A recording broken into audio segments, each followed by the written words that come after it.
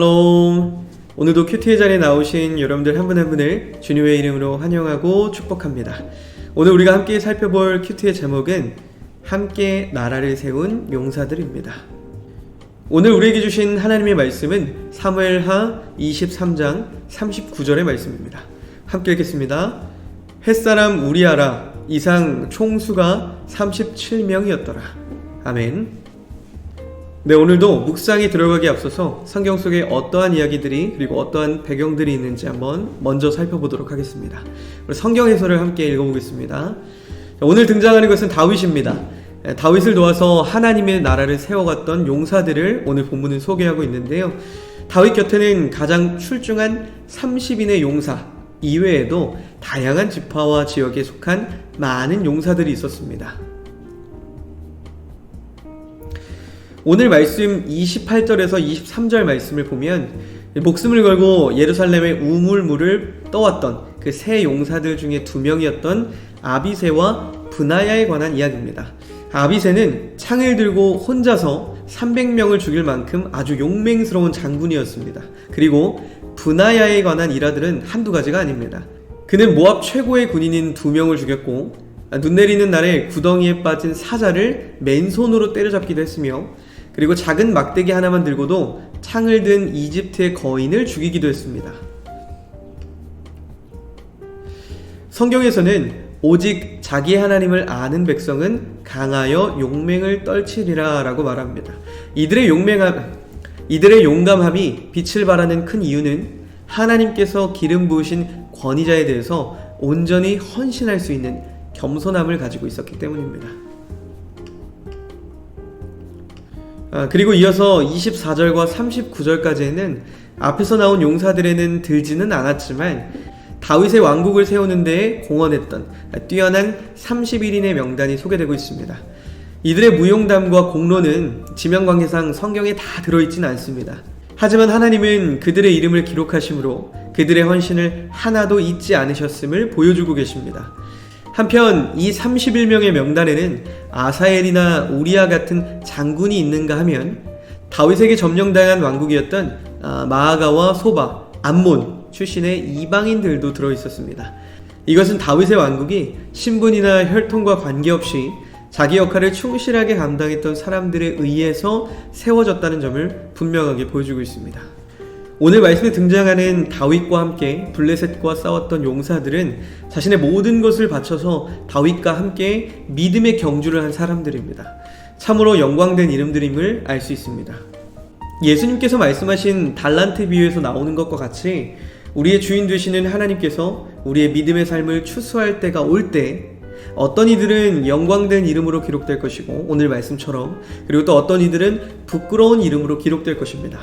다윗의 용사들이 다윗이 어렵고 힘들 때 흔들리지 않고 함께했던 것을 우리가 알 수 있듯이 복음의 영광은 형통할 때나 환란이 있을 때나 동일하게 하나님의 나라를 위한 그 믿음의 경주를 흔들림 없이 해낼 때 주어진다는 사실을 기억하기 원합니다.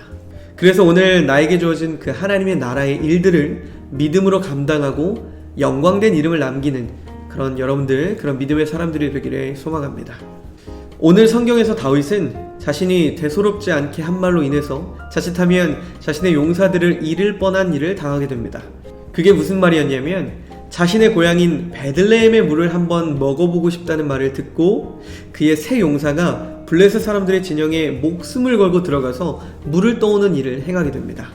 사실 많은 지도자들이 오늘 다윗의 모습처럼 자신의 사소한 욕심 때문에 함께하는 많은 사람들에게 어려움을 주는 경우들이 적지 않음을 봅니다. 다윗은 그들이 정말 물을 가지고 왔을 때 그 물을 마시지 않고 하나님 앞에 부어드리면서 자신의 잘못을 회개합니다. 이렇게 지도자들은 늘 하나님의 일과 자신의 욕심을 구별하면서 행할 수 있는 지혜를 가지고 있어야 합니다. 지도자의 잘못된 욕심이 자칫하면 믿음을 보고 함께 행하는 다른 동역자들을 어려운 자리로 몰아넣을 수 있다는 사실을 여러분들 기억하면서 항상 모든 일 가운데 하나님 앞에 행할 수 있기를 주님의 이름으로 간절히 소망합니다. 네, 오늘 묵상을 기억하면서 우리 삶으로 적용해보는 적용하기 질문 한번 살펴보겠습니다. 자, 첫 번째는 마지막 충성된 사람이 되기 위해서 지금 내게 주신 일에 최선을 다하고 있나요? 우리를 향한 물음인 거죠. 오늘 말씀에서는 하나님의 나라를 확장해 가기 위한 다윗의 모습에 중점이 되어 있기보다는 다윗을 따랐던 그 충성된 그 용사들에 대한 모습을 그리고 있습니다.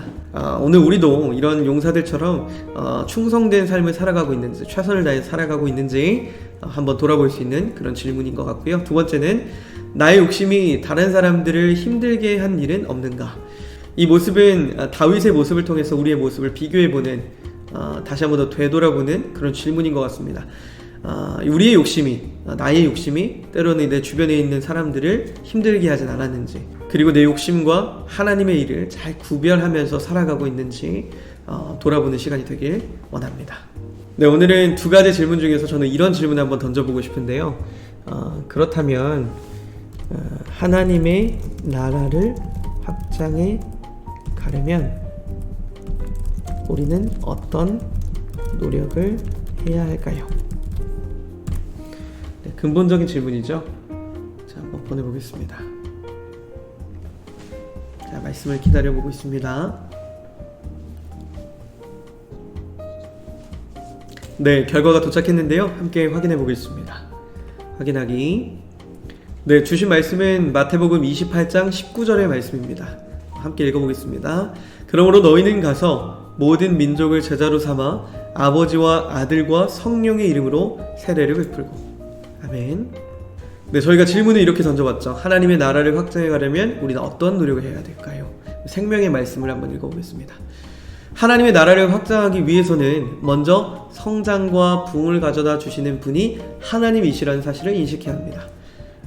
성도로서 우리의 역할은 그분의 명령에 충실히 순종하고, 오늘 말씀과 일맥상통하죠. 순종하고 그분의 인도를 따르는 것입니다.